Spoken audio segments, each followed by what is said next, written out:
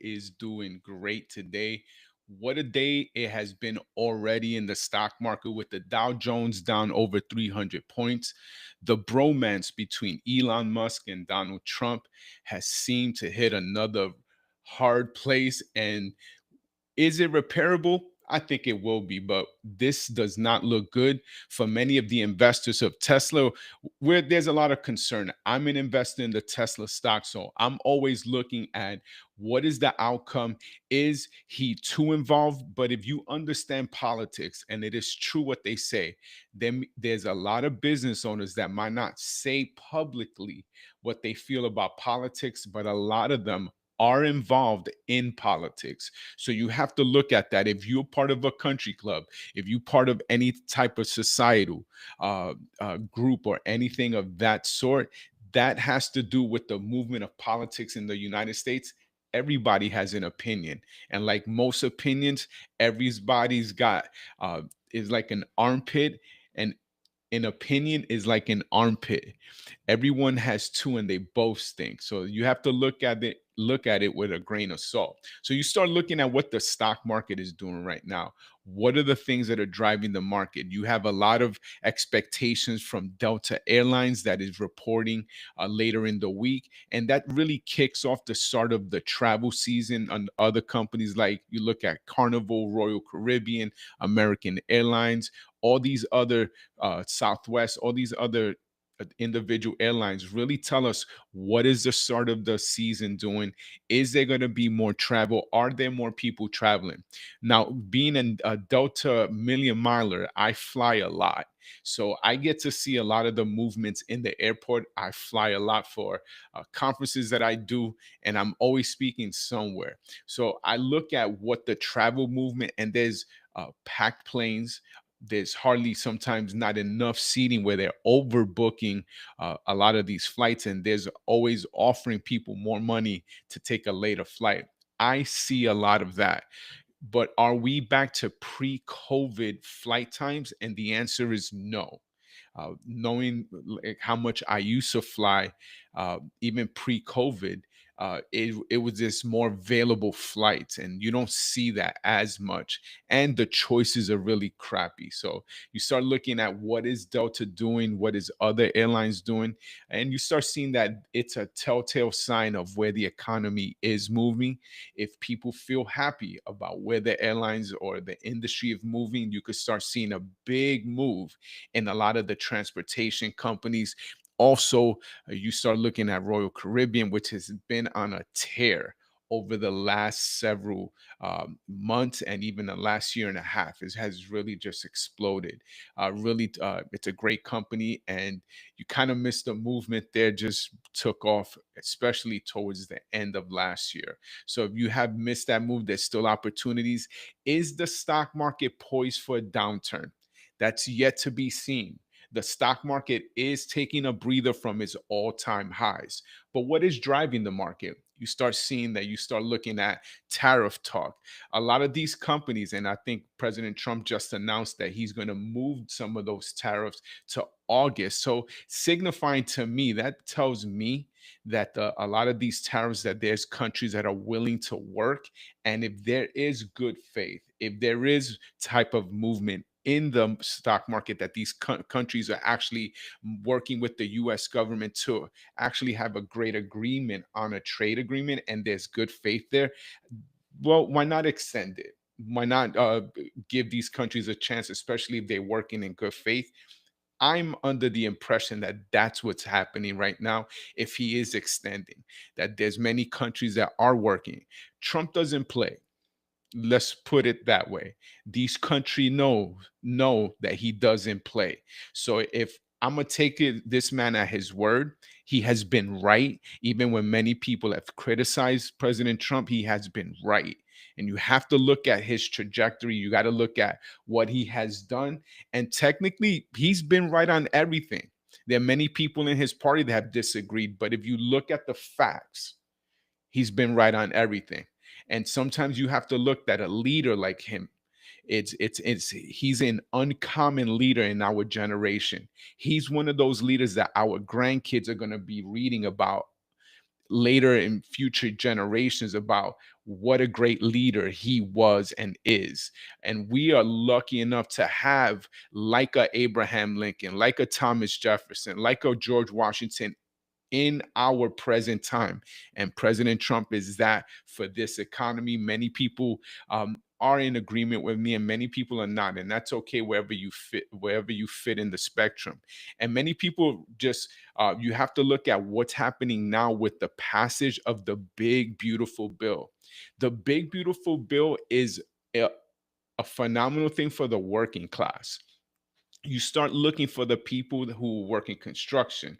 You have your civil service workers, your policemen, your firefighters, your emergency medical technicians, where some of these jobs that are being created because of the AI boom, because of a lot of the work that's coming into the United States from foreign countries, they're giving an incentive for people to go back to work. If you consider this, Trump has figured out how to give the American people a pay raise without making the business owners pay for it. How is he doing it? Through tariffs and by not taxing overtime.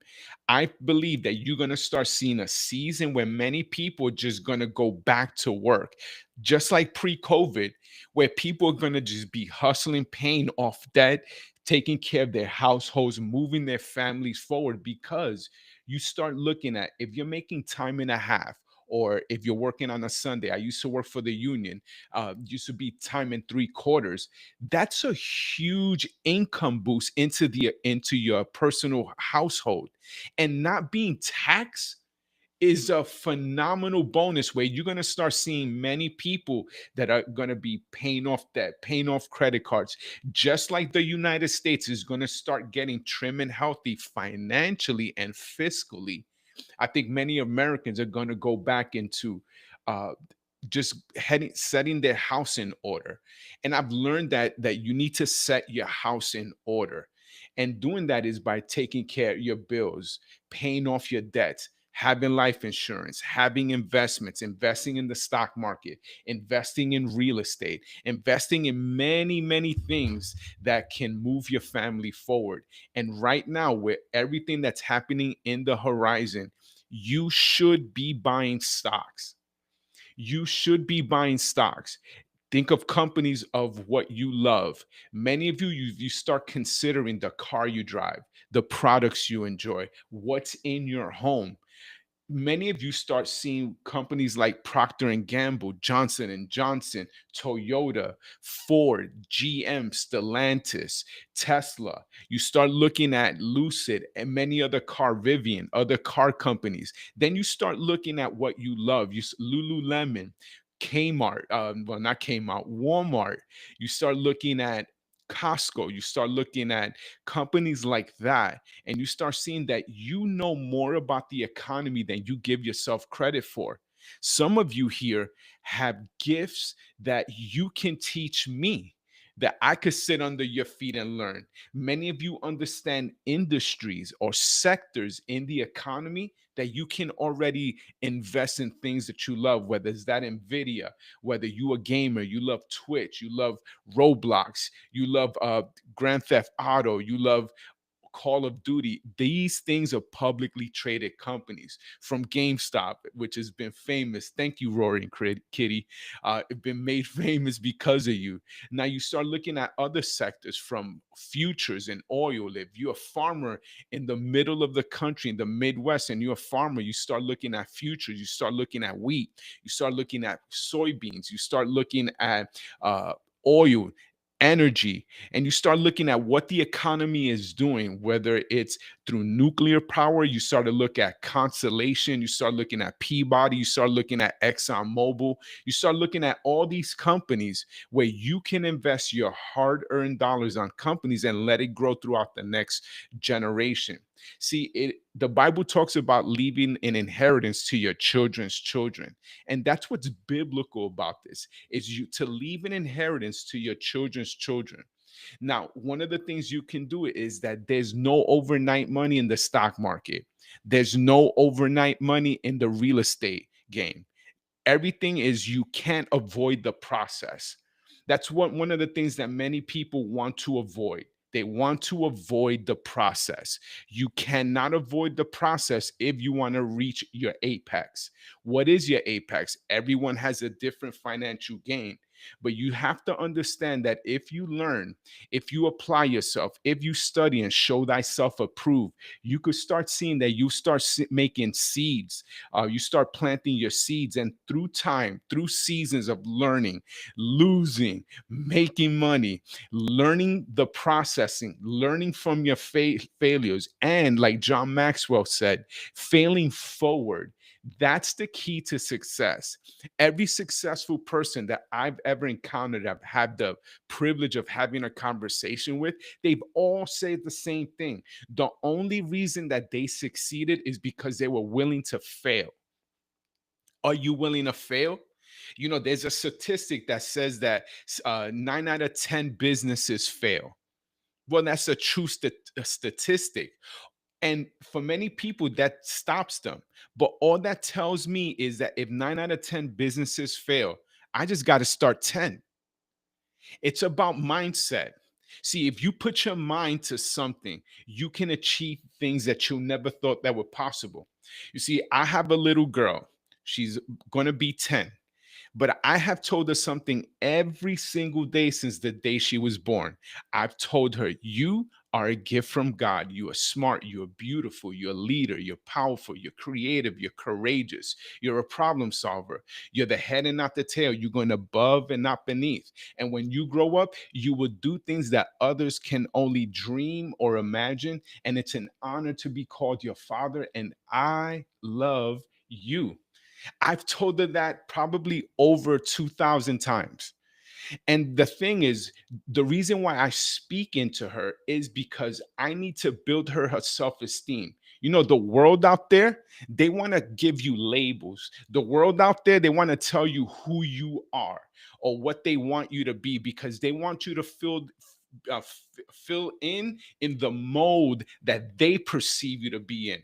But when you know you're made for greatness, when you know you're made for more, you start seeing that as you start building up your mind and you start letting your hands do the work, which is tilling the land, whether if you're a real estate investor, whether it's making the phone calls, whether it's doing driving for dollars, which is just flipping houses, finding investors, finding for deals, going to auctions, going and working with wholesalers in your area, whatever that may be. Or maybe you a person that loves the stock market like me, which does real estate and stock market, and you start looking at how can I understand buying good stock? What's a PE ratio? What are options? What are futures? How can I use that to make money in the stock market?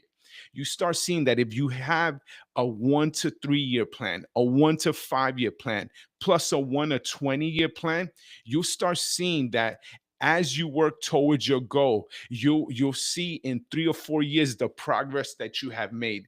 And just like Warren Buffett has shown us, someone that we could look and say, okay, I see his method. It's about compounding interest. That's the name of the game, is compounding interest. And as you start looking towards learning those things and having the long-term game, because there is no overnight money. One of the things that I've disliked about many preachers that have made it seem that if you just give money, God's just going to give you money. Those are half truths. That's not what God intended. Does God want you to give? Yes. Does God want you to pay your tithe? Yes. But He also wants you to work. By the sweat of your brow, you'll eat bread. See, many people think that that's punishment for the banishment of Adam in the Garden of Eden. No, the punishment for Adam was the banishment from the Garden of Eden. But he told and gave mercy to Adam and said, but you know what? I read the scripture this way: Adam, you no longer could be in the Garden of Eden. Now, if you work the land and you till the land, by the sweat of your brow, you'll eat bread. What does that mean? By your hustle, by the work, by your employer.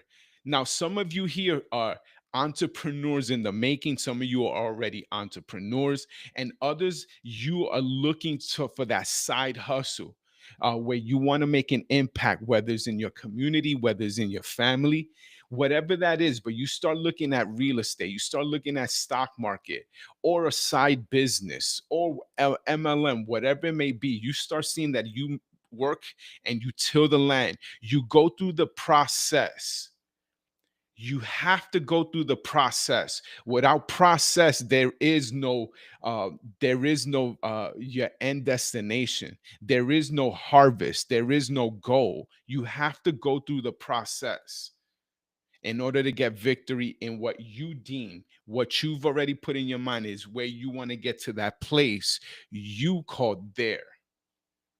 Have you ever seen yourself in a place you call there? Well, financially, I've taught myself, like, when I flip like 10 houses, I think I've called my place called there. Then when you do it, you think is not enough. And then your goals start getting bigger. You start doing that with age. I thought when I was 16, I thought by the time I was 18, I would be so excited to leave my house because I was old enough. But then when you get to 18, you start paying bills, you start looking at, oh, gee, I'd rather be living in my parents' house. We all have a place that we call there. What is that place called there for you? So you start looking at all those things. And as we learn about the stock market, and we're going to look at some charts now, and we start seeing what the stock market has done in the last day. Tesla has been just really been assaulted today. Just $22. You have a lot of the tariff talk. I'm going to share my screen with you guys. Let's go there. See, that's what happens when you get older. Your eyes are not the same. Got to get these spectacles.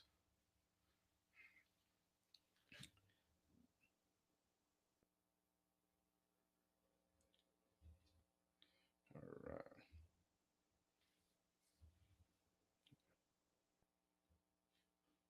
All right, here we go. So we start looking at this chart right here, and I have it on my, let me go on my, I have a separate screen up here, but Tesla right now is down. It's off its lows. You start seeing that there's a huge demand for this stock at that 290, that 295, that $300 range. So I'm seeing a kickback up every time this stock hits this area. Now, this is the important thing about this stock right here. Even though it's here, I'm thinking that this stock could fall into this range if he keeps talking. This 269, this 270, this 275 range, because this stock can fall a little more. There is a gap. Now it has filled it. The one thing I'm concerned about, and let me get this out, is this gap right here. I wonder if it's going to go past this, because if you look at it, it just touched it. But these gaps is where I'm guessing where it could fall if he continues to talk crazy, if he continues to act up, if he continues to just talk nonsense. I'm thinking that this could fall. So this is my first leg would be around this 270 to 269 range ish. And then if he keeps talking gibberish, I'm looking at 219. At 219, I'm definitely going to load up more. My dollar cost average on this stock right now is 162. Uh, it might change once I load up a little more, but right now is on option play. Like, I'm really not in this, but I'm also looking at other stocks here to diversify. I'm in the Qs. So the Qs, let's go to Nvidia. Let's go through these stocks here. Nvidia right now has had a beautiful run. I'm glad I switched up to Nvidia when Elon Musk started talking nonsense. I've switched a lot of my stuff here. I wanted to add to my position, but it is at an all-time high.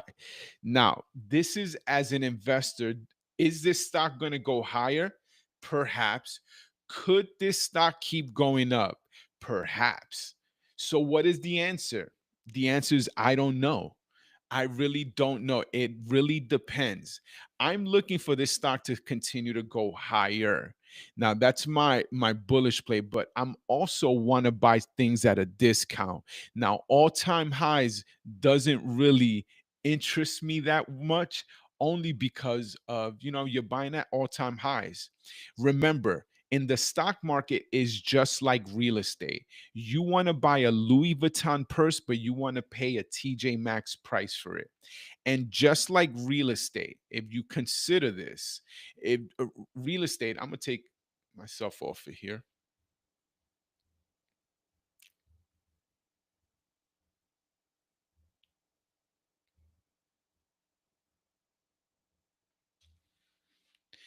Now, for stock, you have to consider stock is almost just like real estate. You want in the stock market or in life, I always want to buy things at a discount. I want to buy a Louis Vuitton purse, but I want to pay a TJ Maxx price for it. Now, if you're a real estate investor and you're watching me and you wonder, well, how can I use the same approach that I have to real estate to the stock market? Well, it's simple. You look at real estate, and I look at real estate in neighborhoods or zip codes or areas. You look at many neighborhoods in a city, you can break down to the rich neighborhood, to the industrial area, to the middle class area, and to the hood. I mean, that's very easy to do that. In the stock market now, in the United States, you probably have over several thousands of counties. I don't know the number exactly right now, but you have to look at the hundreds of thousands of neighborhoods in the United States. Well, in the stock market, you don't have hundreds of thousands of neighborhoods. You got roughly about anywhere from 14 and 19,000 stocks. And you start looking at, if you break them down into sectors, which is you have your energy, you have your oil and gas, you have your wheat, you have your soybeans, you have your coffee, you have your chocolate, you have your cocoa, you have industrial metals, you have silver, gold, palladium, nickel. You start seeing it, you start breaking it down. When you look at real estate and you look at it as neighborhoods, you start looking at stocks like, is this a good stock to buy? And am I buying it at a discounted price? Just because a neighborhood is a good neighborhood doesn't mean you should be paying full price for it. So when I look at stocks that are maybe at all-time highs, is think of it as you're buying a house that it's the top of the market for right now. Now, if you're a long-term investor, that's the key. If you're a long-term investor, then you start looking at it. Okay, even if I bought it at an all-time high, I'm buying it for what is going to be in 5 years. That's a difference. That is a difference. If you're buying for that type of investing, keep buying. But if you're looking for short-term cash, short-term, I want to be here 2 to 3 weeks, 2 to 3 months, 4, 5, 6 months, then now is you shouldn't be buying at all-time highs. That's where you can see a retracement in stocks. So there's a balance on how do you buy stocks? How do you do that? What do you do to purchase these stocks? So let's keep looking. I'm gonna keep sharing my screen and look at a couple of other stocks here. So Nvidia's at all-time highs. I'm looking at this stock as a place of just, it's a great place to park their money. Once the investments of Nvidia or companies like Nvidia starts coming in, whether are companies from the around the globe that are now able to purchase their chips, plus the other companies in Silicon Valley that are buying their GPUs. Remember, they have a backlog, and that's a good problem in business where you have too much business. There's different problems in business: too much money and not enough. I want too much money. And Nvidia has a too much money, at least in the coffers or in invoices, that they have a great problem. Nvidia, I love this one. Let's look at I'm gonna go through my list of Qs. Let's go through the Qs. Qs are down. I'm on an options play, but I've already done well on this one. If I take it out, I take I'm not taking a loss. I make money, but I'm also like still want to ride this wave. But I'm also in later options in September, so maybe I might think about what the stock market does in the next couple of days, whether I make a decision. But I love the cues. I've switched to the cues instead of investing all in on Tesla, and also I've moved my money to Nvidia, and I've also added Coca-Cola last week to my investing. Jet ETF is down a little bit, but like I said, many of you who've been following me, like if you look at what we've talked about here, nice run, it went back down and it's going to do that nice run. This stock right here, if Delta does well and you start seeing a bump in the other transportation, you're going to see this stock potentially go to like 27-ish. So this is not like a huge moving stock. But what it is if you have a smaller portfolio, let's say you're starting out with $2,000 to $3,000, this is feasible with 100 stocks. Making something like that, you're making almost like a two, like about a 5 to 8% return in a couple of weeks. That's not bad. It's about investing. It's about habit. It's not about how much money. It's about habit. Royal Caribbean, another stock that has taken off, taking a breather, all-time highs. Is just Royal Caribbean has just done so well. People were making fun of me when I was saying around the $175 mark that this was a $250 stock. If you look at my records, you look at my channel from November of last year, even January of this year, I was saying this was a 250 stock. It has surpassed what I even thought. So this one, you're kind of now buying at a higher PE ratio. It was at the $200 range is when you really had a nice PE ratio if you were still looking for a value stock. We've already talked about Amazon, Nvidia. Let's look at Amazon.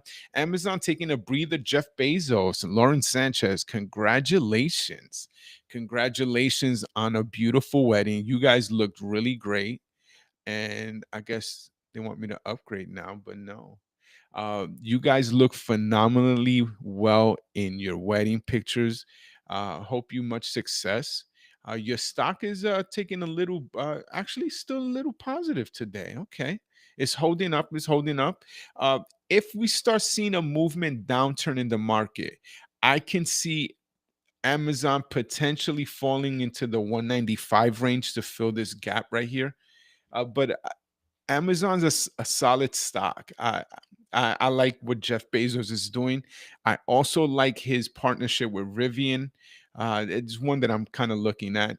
AMD. I'm looking at this one. I'm liking that it dropped because I want to get in to this stock. Only because it has broken this range. Because it has been tailing and it's broken this range. And several weeks ago, I said if it broke this range, I'm looking to get in. AMD, another one that if you're buying in that 134, I'm wanting it to come down in that 129 range. But if it does fall down, I'm looking for it to go back up. If it goes back up, I'm looking more in the, let's see, I think in the 180 range, which is, let's go right over here, 190, 180 range in this vicinity right here. 185 would be my high if it goes back up to its previous high. So, like again, what I mentioned, you want to buy a Louis Vuitton purse at a TJ Maxx price. In my opinion, AMD is at a TJ Maxx price right now, even with the run that it's had, but it has had to do the run in order for it to get confirmation. It's easy to say woulda, coulda, shoulda, but it is impossible to predict every single move. It's literally impossible unless you're Jesus. Ford has had a nice little run, but Ford also has been known. Let me see if I could get a better angle on that.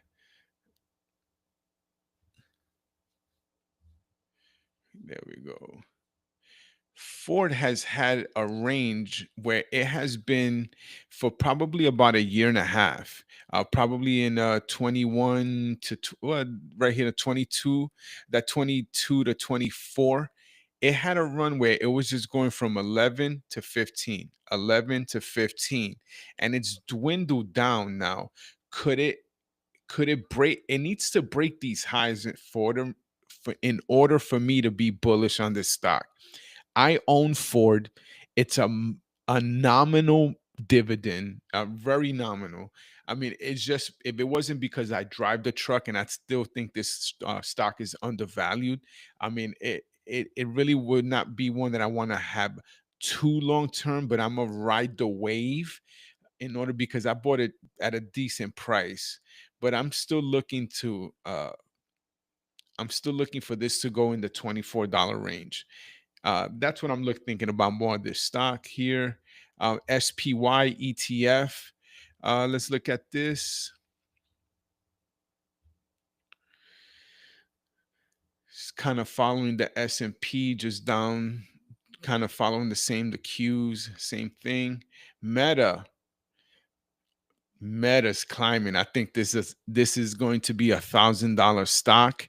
I would not be shocked if it goes to $1,000 and it does a split, probably like a 3-for-1. I wouldn't be shocked.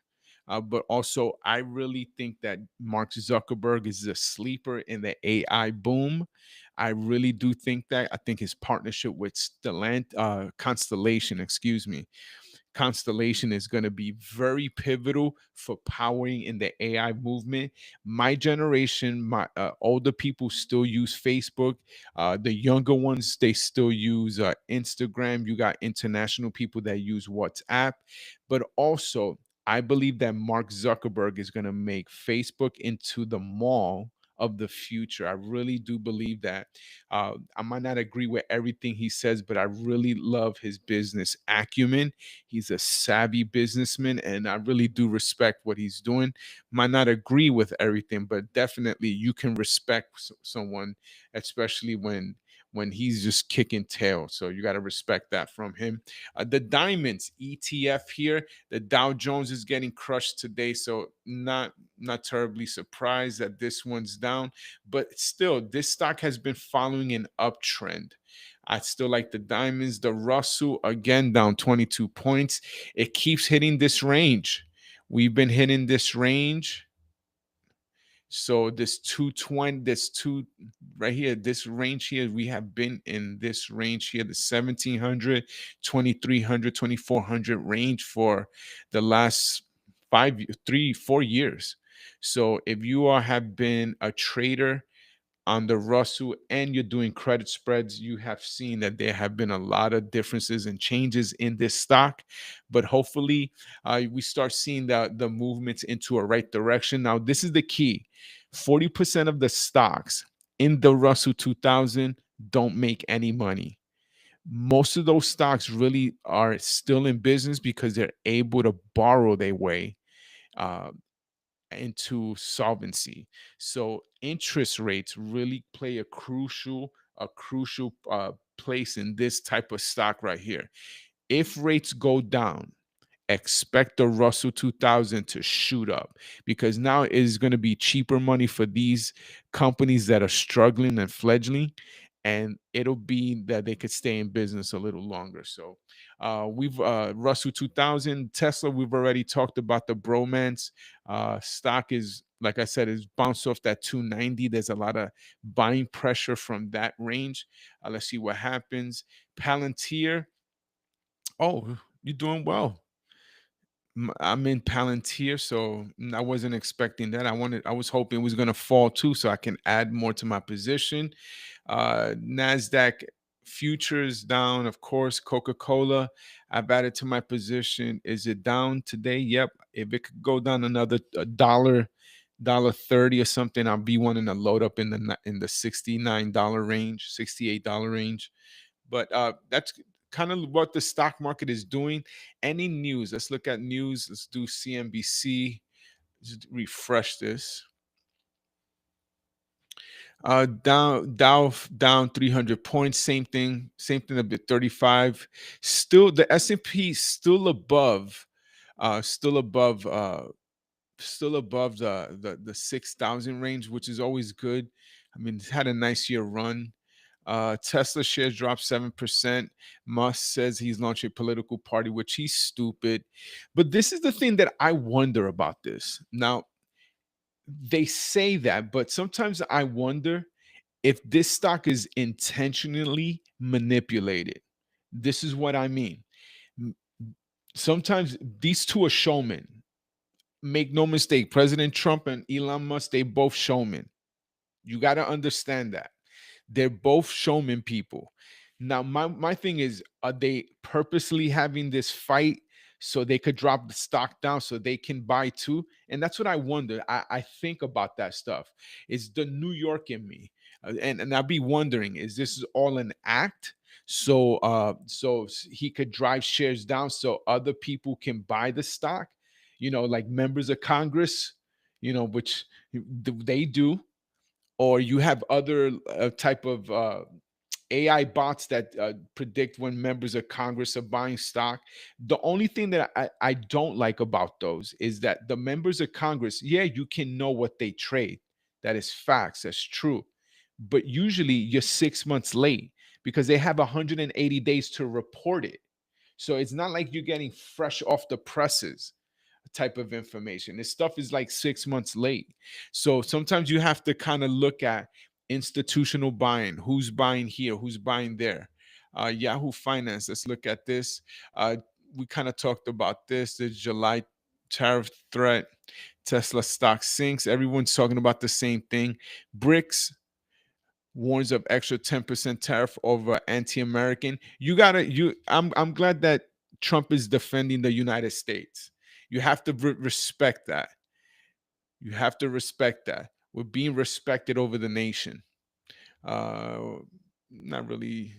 Bloomberg, I'm pretty sure same stuff.